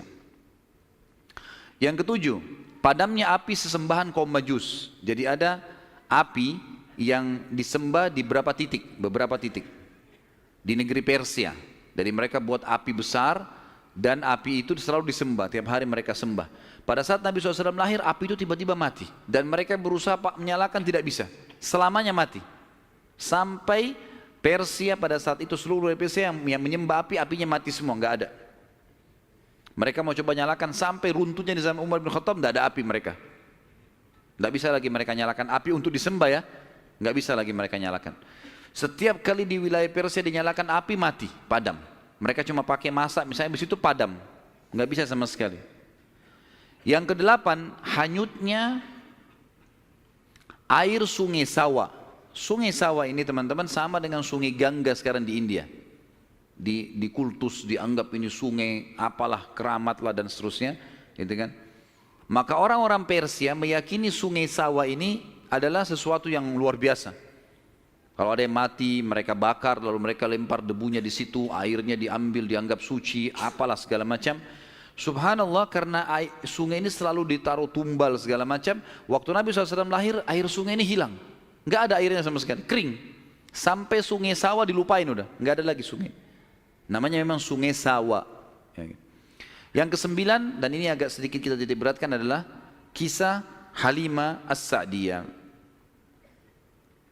Tradisi orang Arab dulu teman-teman sekalian, terutama orang-orang Quraisy, setiap bayi lahir selalu dititipkan untuk disusui dan dibesarkan selama 2 tahun di luar kota Mekah, tepatnya di padang pasir. Ada alasan kenapa mereka titipkan anak-anak mereka ke padang pasir sama orang-orang Badui. Yang pertama, agar bahasa Arab fusha anak-anak mereka terjaga. Apa itu bahasa Arab fusha? Bahasa Arab ada 2 macam. Ada bahasa Arab fusha, bahasa aslinya bahasa Arab, dan itu Al-Quran dalam bahasa fusha. Kalau kita belajar bahasa Arab di pesantren atau di kampus-kampus, bahasa Arab yang dipakai bahasa Arab fusha. Dia punya grammar, rapi. Gitu. Ada bahasa ammiyah, yang kedua, bahasa pasar. Ini bahasanya dialeknya berbeda-beda, Mesir berbeda, Tunis berbeda, Saudi berbeda, dialek bahasa pasarnya berbeda. Ini tidak punya grammar, lebih teracak. Ya mungkin kalau dalam bahasa Inggris dari Inggris sendiri, negeri Inggris dengan dari Amerika. Agak berbeda, grammarnya lebih rapi gitu kan. Tapi kita tidak bahas masalah itu tentunya. Yang jelas orang-orang Quraisy untuk menjaga bahasa fusha, maka mereka menitipkan anak mereka ke Badui, karena orang Badui masih pakai bahasa fusha. Sementara penduduk asli Mekah pada saat itu sudah sering lalu-lalang jemaah haji. Jemaah haji ini dari berbagai wilayah. Makanya kita temukan bahasa Arab yang kalau tanda kutip ya, yang paling kacau itu bahasa Arabnya orang Mekah sampai hari ini. Karena bercampur baur antara bahasa Arab dengan bahasa Urdu, dengan bahasa Indonesia, dengan campur-campur. Jadi kalau kita ngomong sama mereka itu nggak jelas kadang-kadang. Memang orang-orang Mekah dikenal begitu, karena memang campur baurnya jemaah haji ini. Karena mereka nggak bisa bahasa Arab, mereka pakai bahasanya. Jadi orang sana terpaksa belajar bahasa Persia, belajar bahasa Melayu, belajar macam-macam. Seperti itulah. Nah, dari zaman dulu memang orang-orang Quraisy sudah khawatir dengan itu, perubahan bahasa. Yang kedua, alasannya kenapa anak-anak mereka dititipkan di padang pasir, karena sisi kesehatan. Padahal zaman dulu belum ada seperti kita ya, masalah kimia-kimia dan segala polusi udara masih belum ada. Tapi orang-orang Quraisy sudah berpikir itu. Anak-anak mereka ditinggalkan di padang pasir untuk menjaga kesehatan tubuh mereka, karena makanannya alami gitu kan. Hewan-hewan yang langsung disembelih, langsung dimakan, susu kambing yang diminum, memang sehat. Dan juga udara, gitu kan. Serta juga orang-orang Badui ini melatih anak-anak mereka hidup untuk hidup susah. Berburulah, membantu orang tuanya, seperti itulah. Nabi SAW pada saat lahir, secara kebetulan wanita-wanita Badui dari suku Sa'diyah kebetulan memang terkenal suka menjual jasa susu ini. Banyak ibu-ibu mereka, wanita mereka yang baru melahirkan, air susunya banyak, mereka pun pergi ke Mekah atau ke kota-kota lain nawarin jasa. Ada yang mau nggak titipin anaknya 2 tahun, kemudian nanti bayar upah gitu.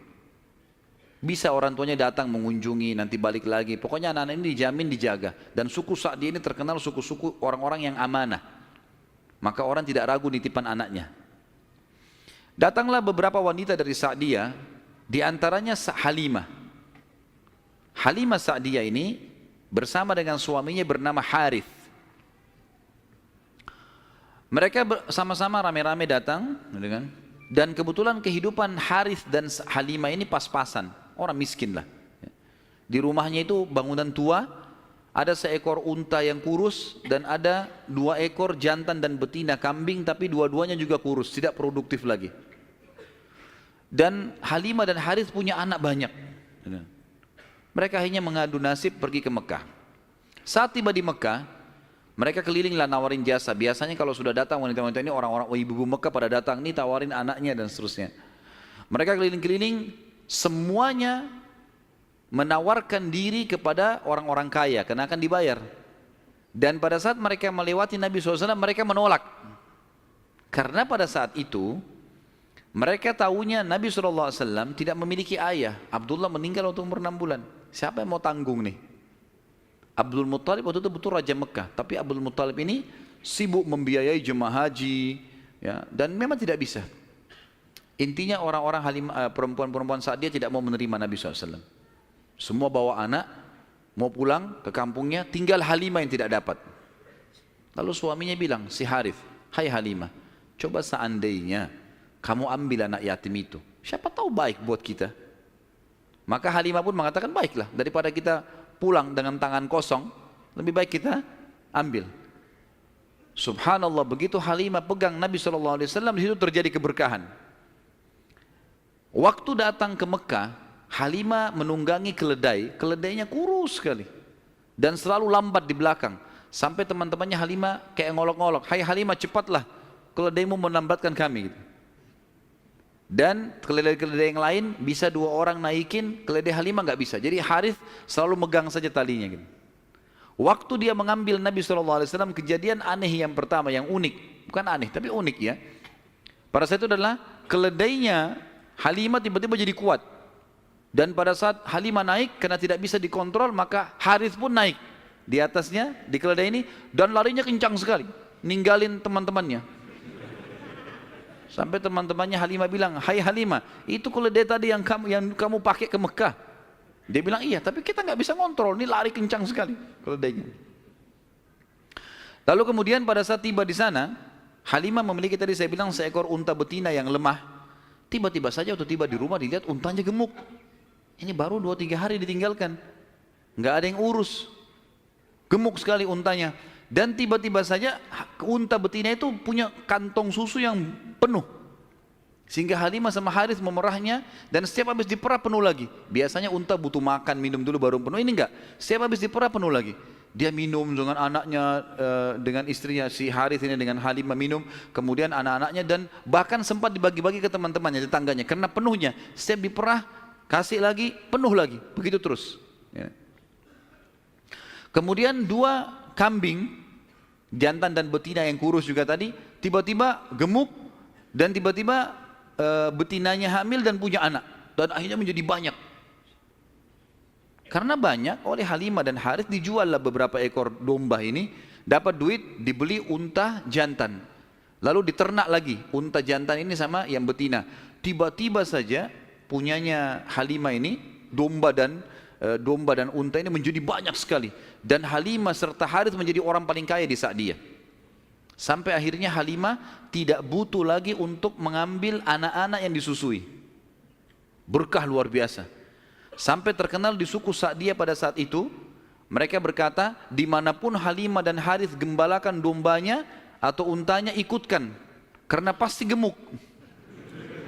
Dan memang betul, kalau ikut digabungkan berdekatan dengan gembalanya mereka, jadi hebat, jadi bagus, jadi subur. Jadi begitu luar biasa berkahnya. Halimah berkata, dinukil dalam buku-buku sejarah tentunya, Muhammad telah tumbuh tidak alami, bukan seperti anak-anak sebayahnya. Pada saat dia umur 2 tahun, perilakunya dan pemahamannya sudah seperti anak 6 tahun. Mudah diberikan penjelasan, tidak suka membuat marah, banyak hal-hal gitu. Saat tiba masa pengembalian, sudah umur 2 tahun, Halimah dan Harith pergi membawa Nabi SAW ke Mekah untuk dikembalikan pada Aminah, tapi mereka memohon-mohon, "Tolonglah hai Aminah, biarkanlah tinggal bersama kami. Anak ini kami akan jaga, lihat sehat Muhammad, gak ada masalah." Karena mereka lihat berkahnya. Dan kami tidak butuh bayaran, gak usah bayar. Muhammad ini waktu datang luar biasa, kejadiannya begini, segala macam. Baiklah, kata Aminah, silahkan. Dibawa, tentu Aminah ini bolak-balik ya, ngelihat anaknya, balik lagi, tapi tinggal di sana. Sampai akhirnya Nabi SAW tinggal di suku Sa'diyah sampai umur 6 tahun. Sampai umur 6 tahun. Nah, di umur 6 tahun ini teman-teman ada kejadian. Waktu Halimah lagi masak, tiba-tiba saja dari kejauhan anaknya lari. Jadi ada anak Halimah laki-laki dan perempuan yang kurang lebih sebaya dengan Nabi SAW. Ada yang lainnya tentu sudah besar-besar. Nah, si laki-laki ini yang lebih tua dari Nabi SAW lari-lari mengatakan, "Wahai ibu, saudaraku dari Quraisy telah dikeroyokin oleh 2 orang. Lihatlah." Maka Halimah ketakutan, keluar dari rumahnya, minta anaknya, "Mana, tunjukin tempatnya." Ditunjukin tempatnya, begitu dilihat ternyata Nabi SAW memang tergeletak di tanah. Lalu Halimah nanya, "Hai Muhammad, apa yang terjadi dengan kau?" Dalam riwayat-riwayat Bukhari itu banyak disebutkan ya, bahwasanya Nabi SAW mengatakan, ya, pada saat itu telah datang kepadaku 2 orang laki-laki yang menjatuhkanku ke tanah, kemudian membelah dadahku dan mengeluarkan sesuatu yang hitam darinya. Lalu kemudian menutupnya kembali. Nabi SAW dengan polos jawabnya gitu. Maka Halimah pun membuka baju Nabi SAW dan menemukan memang ada bekas jahitan. Karena ketakutan, Akhirnya Halimah bersama Harith membawa pulang Nabi SAW ke Mekah. Hai Aminah, ini anakmu, ini masih sehat, ya, utuh, nggak ada apa-apa, ambillah kembali. Aminah kaget, kenapa kalian kembalikan? Dulu kalian yang ngotot mau tahan, kenapa sekarang memohon supaya diambil kembali? Kenapa? Akhirnya kena terdesak, mereka bilang, ada kejadian begini dan begitu.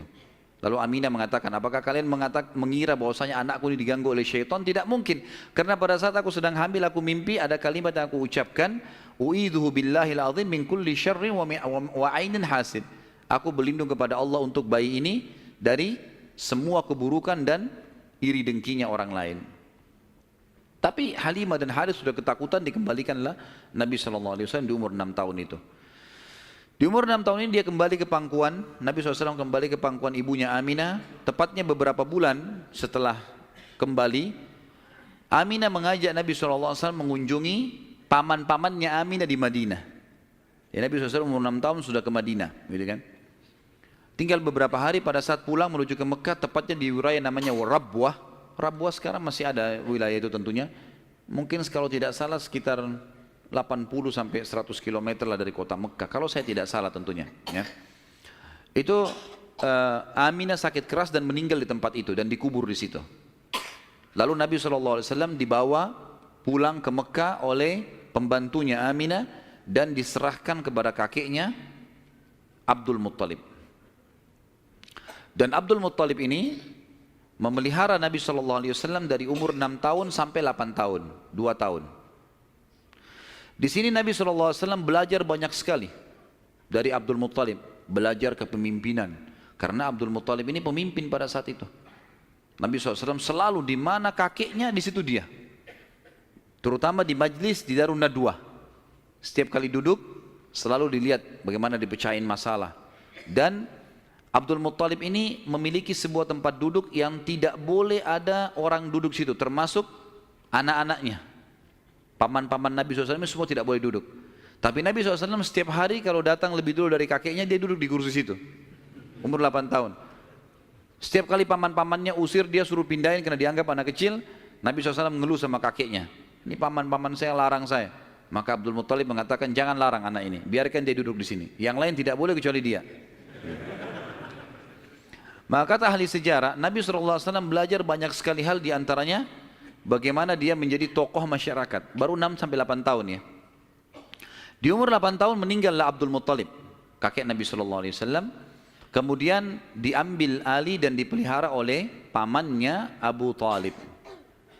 Dan Abu Talib memelihara Nabi SAW dari umur 8 tahun sampai Nabi SAW mandiri. Sebenarnya tinggal serumah dengan Abu Talib sampai menikah, sampai umur 25 tahun. Tapi Nabi SAW waktu itu mulai 8 tahun, karena Abu Talib ini pamannya orang miskin, maka beliau pun akhirnya niat ingin membantu. Abu Talib seringkali dititipkan amanah gembalaan domba oleh masyarakat Mekah.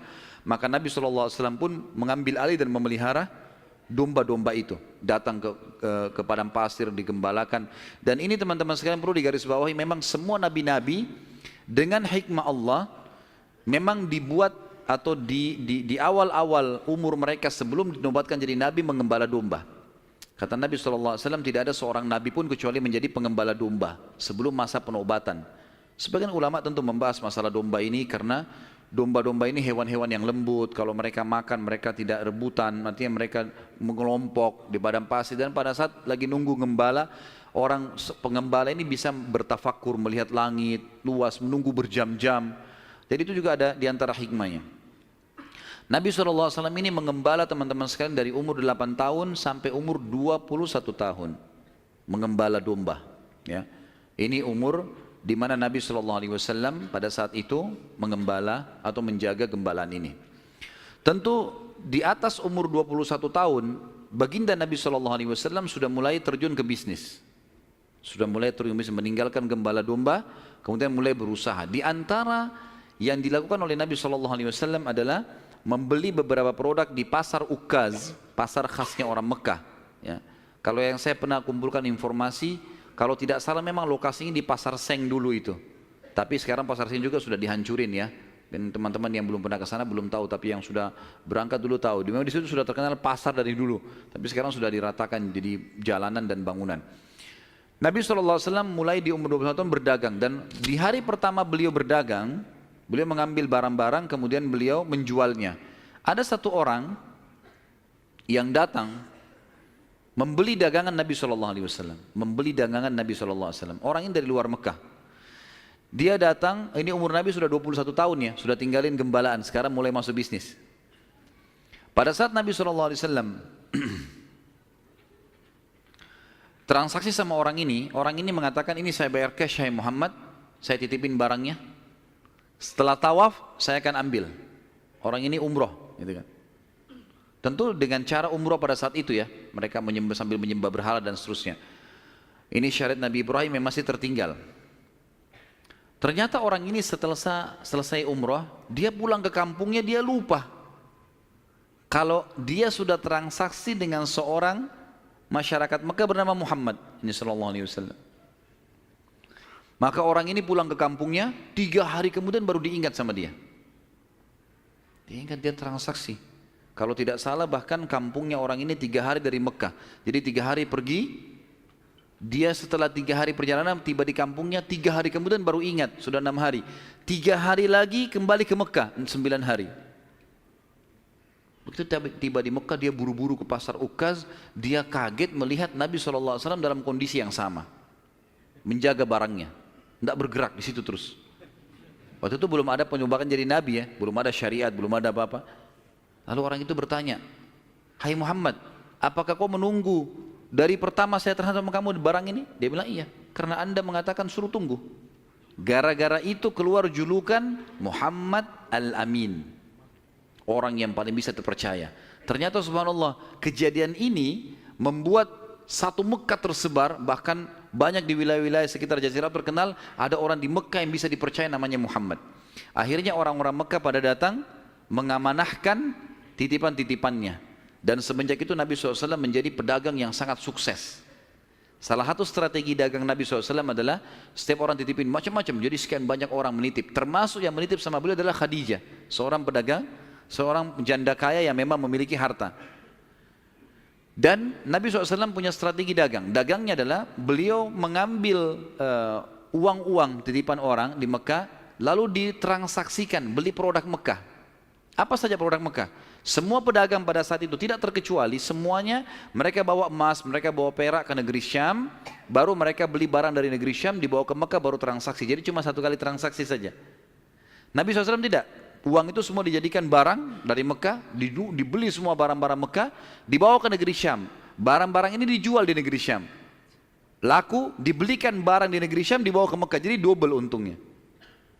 Karena ini teman-teman sekalian, Nabi SAW menjadi pada saat itu salah satu orang terkayanya Mekah. Dan ini sekaligus membantah statement para orientalis mengatakan Muhammad, kita tentu mengatakan SAW, menikah dengan janda kaya karena dia miskin. Ini salah sekali. Karena Nabi SAW di fase dari 21 tahun sampai 25 tahun menikah dengan Khadijah itu sudah menjadi pengusaha yang sukses. Makanya beliau pada saat menikah dengan Khadijah, maharnya 20 ekor unta. 1 unta ratusan juta jumlahnya, harganya. Anggap kita hitung 100 juta saja, kalau 20 berarti 2 miliar. Ada antum sini melamar 2 miliar? Paling perangkat sholat.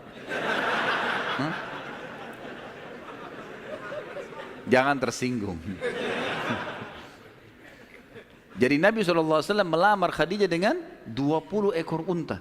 Ini dusta orang kalau mengatakan Nabi SAW orang miskin. Dari mana? Pengusaha sukses, gitu kan? Dan waktu itu umurnya masih 25 tahun. Baik teman-teman sekalian, saya akan tutup pertemuan kita ini dengan, nanti kita akan kembali ke kisah Khadijah ya, radhiyallahu anha, nanti pernikahannya dengan Nabi SAW segala. Tapi ada kejadian yang perlu saya titik beratkan. Kejadian pada saat umur Nabi SAW 12 tahun. Kita review dulu kembali. Waktu umur 12 tahun, kan beliau dari umur 8 tahun sampai menikah kan tinggal sama Abu Talib.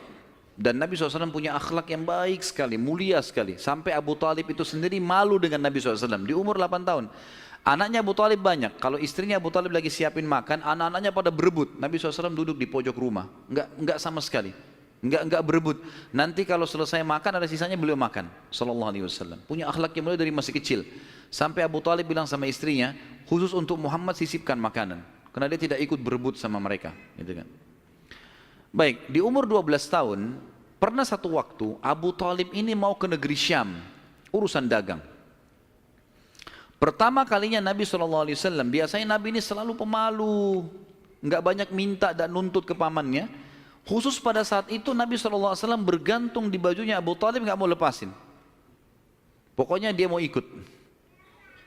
Abu Talib heran, nggak pernah Nabi SAW berperilaku begini. Musyawarah sama istrinya, nggak pernah Muhammad begini. Kenapa seperti ini? Pasti ada sesuatu gitu. Maka setelah musyawarah, kayaknya dibawa aja deh. Dibawalah ke negeri Syam. Pergilah Nabi SAW bersama dengan Abu Talib dan kafilahnya. Pada saat mau tiba di negeri Syam, sebelum tiba di negeri Syam, kafilah ini melewatin sebuah gereja teman-teman sekalian, dan di situ ada satu pendeta bernama Bahira. Dan ini riwayat Bukhari Muslim menceritakan masalah itu ya.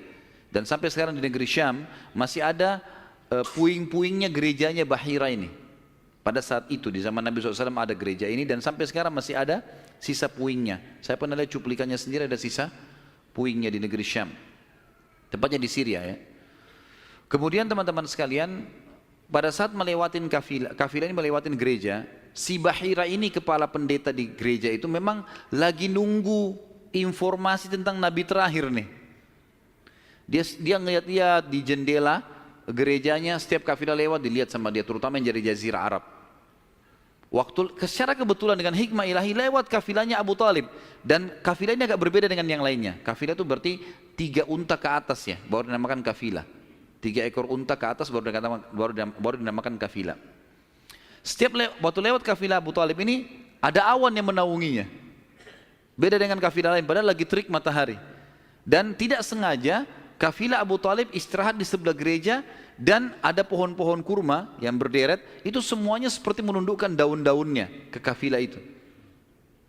Pendeta ini perhatikan, kafilah tanya ini, kirim satu orang, tanya mereka kafilah dari mana nih? Jawabannya dari Jazirah Arab. Dari mana? Dari kota Mekah. Kata Bahira, hidangkan makanan sebaik mungkin di gereja, undang semua kafilah ini masuk makan. Diundanglah. Ringkas cerita, masuklah mereka untuk makan, dan pada saat satu kafilah ini masuk, yang ditinggalkan di situ hanya Nabi SAW. Nabi nggak boleh masuk karena tradisi orang Arab dulu aib kalau anak kecil ikut makan. Nanti selesai orang tua makan baru makan. Tapi ini tradisi jahiliyah. Kalau sekarang antum lakukan, antum juga jahiliyah. Makan, kasih anak-anak makan. Kenapa harus disendirikan? Mungkin dia lapar, kesian. Gitu kan? Baiklah.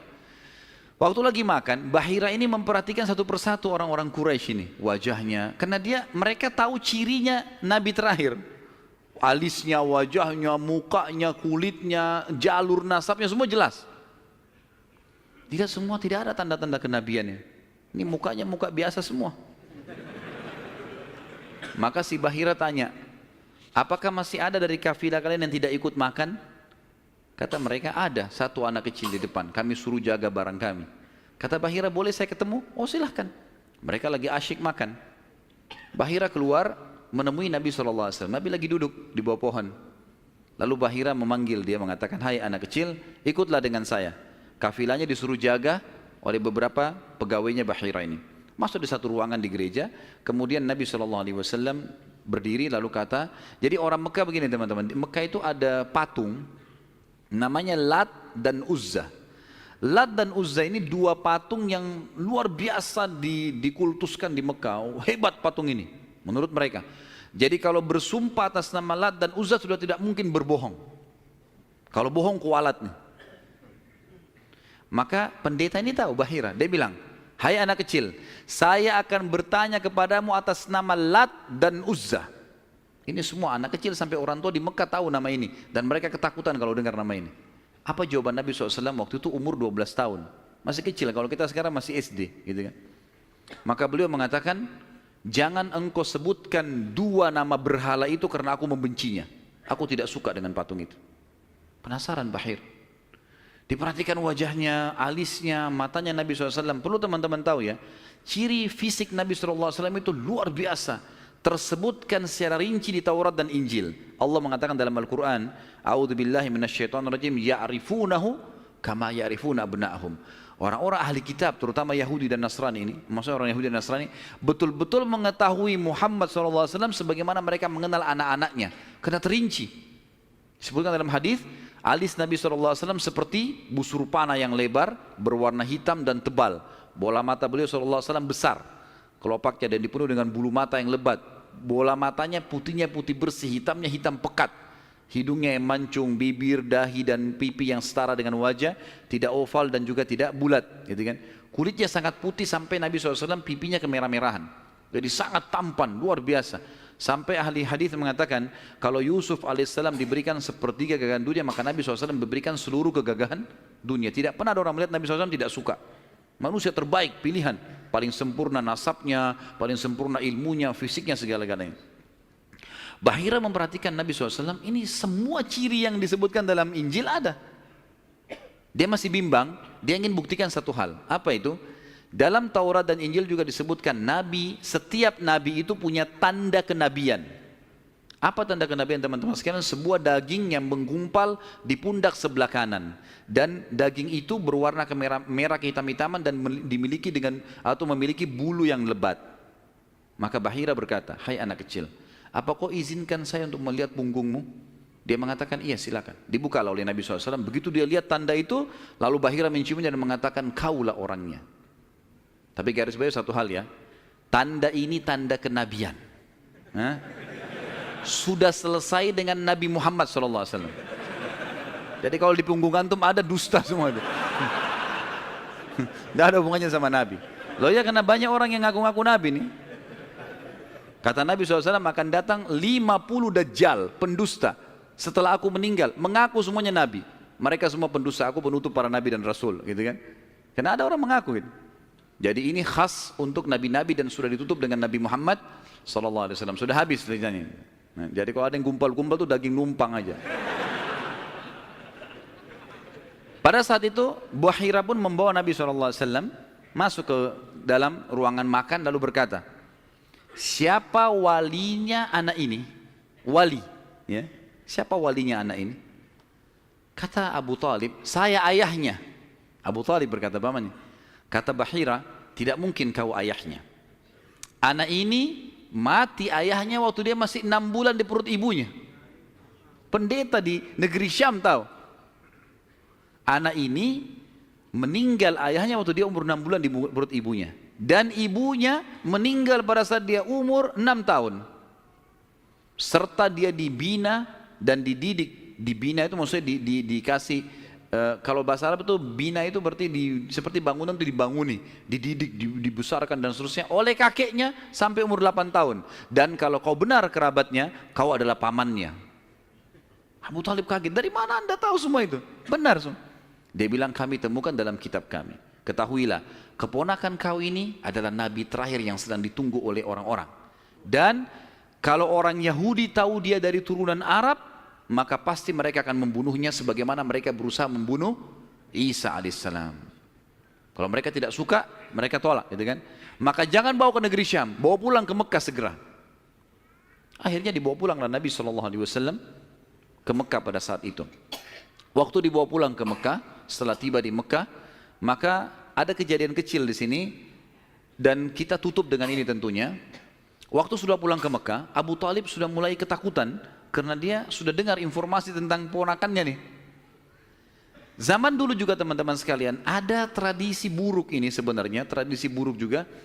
Seringkali dukun-dukun dan peramal ini menjual jasa.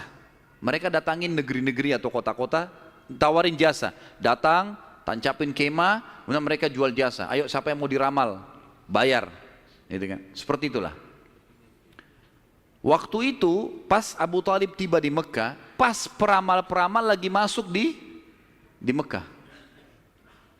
Maka orang-orang Mekah bawa anaknya, suruh ramal. Lihat mukanya, lihat tangannya, lihat segala macam. Pada saat itu teman-teman sekalian, Abu Talib ingin mengetes. Dia bawa Nabi SAW, dicari sama dia, mana pimpinannya dukun nih, peramal-peramal nih. Ditemukan lalu dibawalah Nabi SAW waktu masih kecil, umur 12 tahun tadi dibawa. Terus pimpinan peramal itu dalam kisah, dalam buku-buku sejarah disebutkan, memandang Nabi SAW dengan pandangan yang sangat tajam. Dan dia tidak bicara apa-apa. Dia mengatakan, tahan anak ini. Lalu dia masuk ke kemahnya. Kemungkinan dia bicara sama dukun, sama setan-setannya nih. Makan dukun. Ini saya nggak bisa tebak anak ini nih. Abu Thalib lihat pimpinan ini, biasanya dia kalau anak-anak Mekah datang, oh ini nasibnya begini, sudah bawa, bayar. Seperti itulah. Ini enggak. Lama dalam kemah. Abu Thalib ketakutan, dibawa Nabi SAW. Dan Abu Thalib titip pesan, kalau dia tanya, jangan sebutin di mana anak ini. Dibawalah Nabi SAW pulang ke rumah, Abu Thalib kembali ke situ. Lama, baru dukun itu keluar, peramal itu keluar dari kemahnya. Lalu dia teriak, mana anak tadi itu di sini? Enggak ada yang nyaut, karena Abu Thalib sudah titip pesan. Abu Thalib waktu itu termasuk anaknya Abdul Muttalib, Raja Mekah. Tapi Abu Thalib tidak dinobatkan jadi raja pada saat itu kan. Maka mereka diam. Yang kedua kali, mana anak itu di sini? Sampai 3 kali, kesimpulan terakhir, kata peramal itu, kita tentu tidak percaya peramal, tapi dia mengatakan, ya, kalau anak itu memiliki kedudukan yang sangat tinggi, dan dia akan memimpin dunia. Begitu loh bahasanya. Dengan ini teman-teman sekalian, maka orang-orang Mekah jadi lebih yakin kalau Nabi SAW ini punya kedudukan. Walaupun kita secara orang Muslim tidak percaya dengan dukun semua, tapi historinya begitu. Secara histori seperti itu. Allahu a'lam. Dan insya Allah nanti kedepannya kita akan bahas tentang pernikahan Nabi SAW, prosesi pernikahannya, ya, kemudian anak-anaknya, sampai ke masa fase kenabian. Allahu a'lam.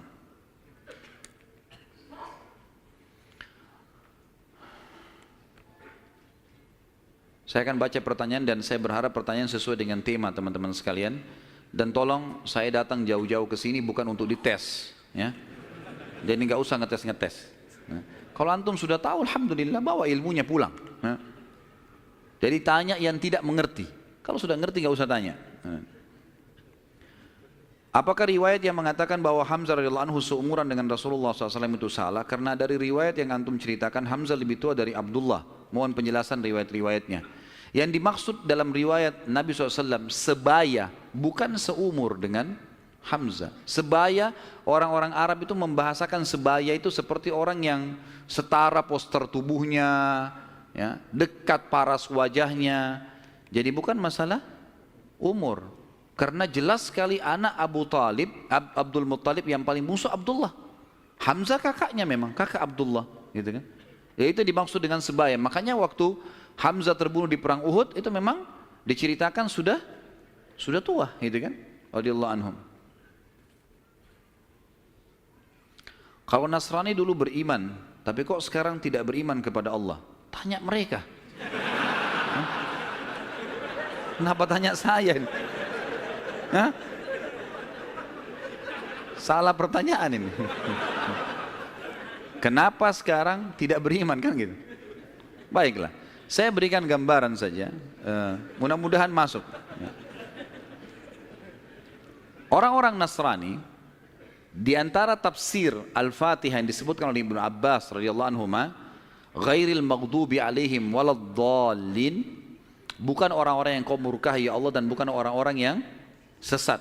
Kata Ibnu Abbas, ini Ibnu Abbas hibr ummah, ini ulamanya, sahabat, terutama dalam ilmu tafsir, gitu kan?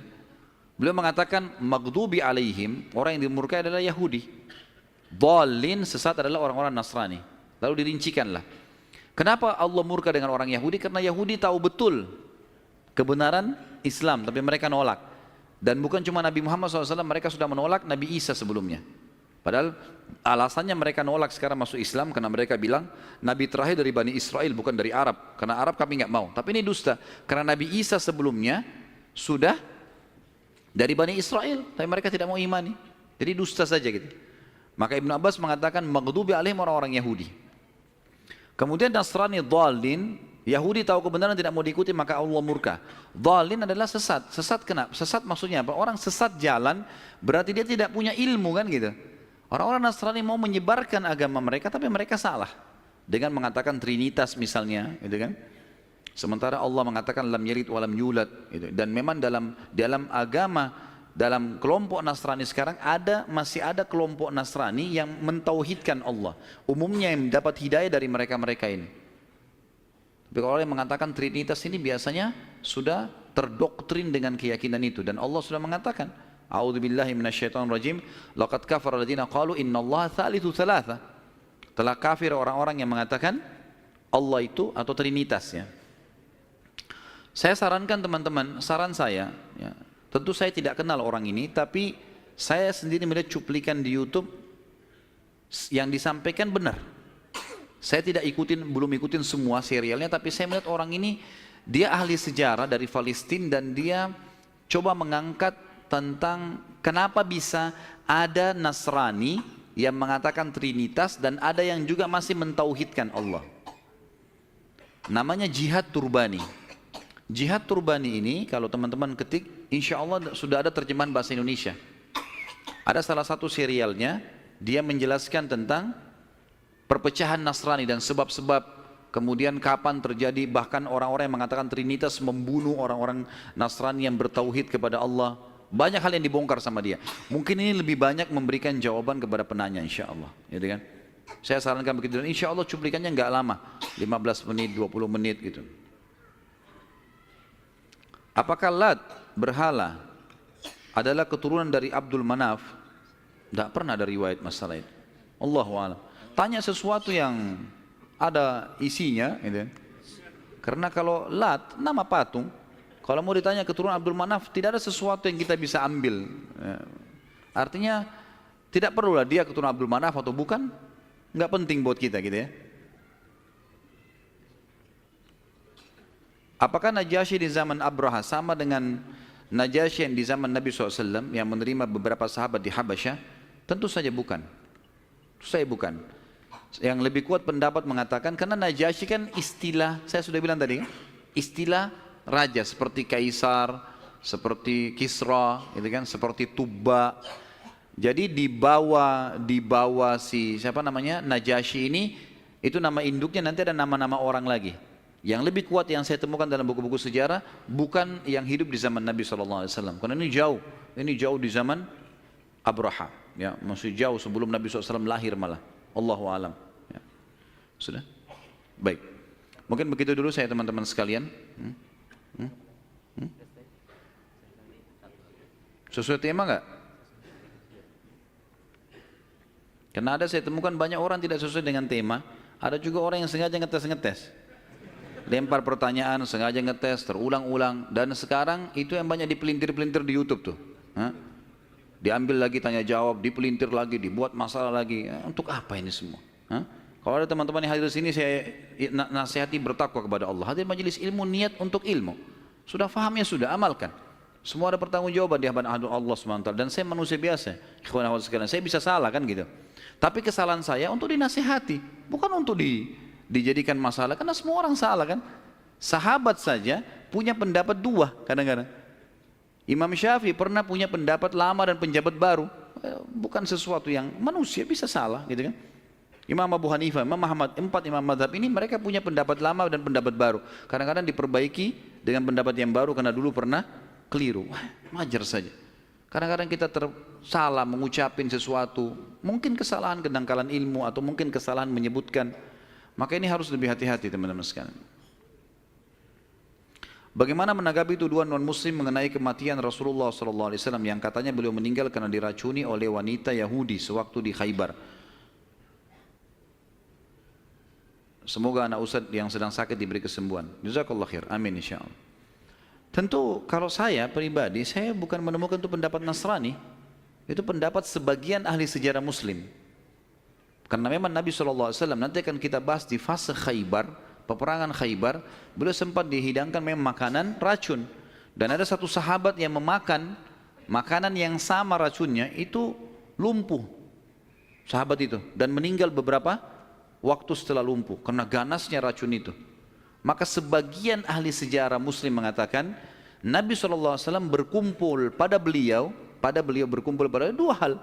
Kemuliaan pada saat meninggal dalam keadaan Nabi dan meninggal pada saat mati syahid. Ini ijtihadnya sebagian ulama.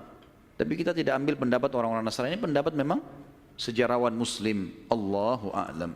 Baik, sampai sini insya Allah bahasan kita.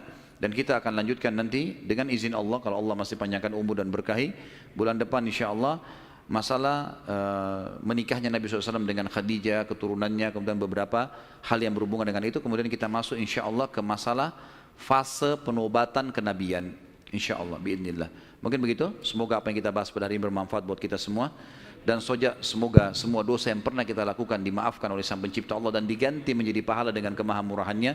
Dan semoga semua amal yang pernah kita kerjakan diterima olehnya. Semua sisa umur kita ke depan diberkahi, baik di keluarga, di harta, di keturunan. Kemudian juga puncaknya kita masuk surga tanpa hisab. Dan kita selalu mendoakan saudara kita di Palestina, di Syria, di Yaman, di Irak, di Myanmar, di Ahsa, dimanapun mereka berada sedang tertindas. Semoga Allah ikhlaskan niat mereka, terima para syuhada mereka, muliakan Islam di tangan mereka dan tangan kita semua. Dan semoga Allah dengan kemahamurahannya menyatukan kita semua di surga firdausnya tanpa hisab. Kalau ada benar dari Allah, kalau ada salah dari saya mohon dimaafkan. Sebelum kafaratul majlis, saya mengajak teman-teman sekalian untuk kembali ke web resmi di www.khalidbasalamah.com. Dan saya ingatkan, kalau ada teman-teman yang ingin menyebarkan ceramah, maka saya sarankan tidak ada komersial. Jangan dikomersialkan, gitu kan.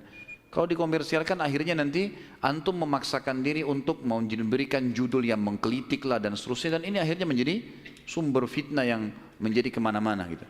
Jadi ada satu orang bahkan sempat memasukkan email ke tim kami lalu mengatakan, kenapa Ustadz sekarang menahan ceramah-ceramah ini? Apakah Ustadz lebih mendahulukan dunia daripada akhirat? Gara-gara dianya mengomersialkan ceramah ini. Kemudian kami tahan komersial itu, tidak boleh lagi dikomersialkan. Kalau tim kami yang mengomersialkan itu hak, karena kita yang shooting, kita yang segala itu hak umum saja, tidak ada pelanggaran agama. Tapi teman-teman ini mengomersialkan, lalu kemudian dia bersangka buruk, gitu. Mengatakan saya sudah mengupload sekian ratus ceramah, lalu ada si fulan sekian ratus ceramah, sekian bulan, kenapa harus ditahan? Gitu. Kami nggak tahan, asal tidak dikomersialkan. Tapi komersial melanggar akad, kan itu. Jadi tidak boleh sama sekali teman-teman sekalian. Cukup dengarkan, sebarkan sebagai hal yang bermanfaat. Kemudian juga insya Allah besok subuh biidznillah kita akan bahas buku, bedah buku judulnya Akibat Makanan Haram. Dan teman-teman bisa temukan bukunya insya Allah dengan panitia masjid. Itu buku kecil dan insya Allah kita akan bahas secara terinci. Mudah-mudahan Allah mudahkan, insya Allah kita selesaikan juga. Dan temanya sudah diangkat sebenarnya di YouTube. Kemarin tablik akbar di Makassar sekitar 2 jam lebih. Tapi besok mungkin karena waktu kita kepepet, saya akan masuk ke poin-poin intinya. Allahu a'lam. Subhanakallahumma wa bihamdika asyhadu an la ilaha illallah astaghfirullah wa atubu ilaih. Wassalamualaikum warahmatullahi wabarakatuh.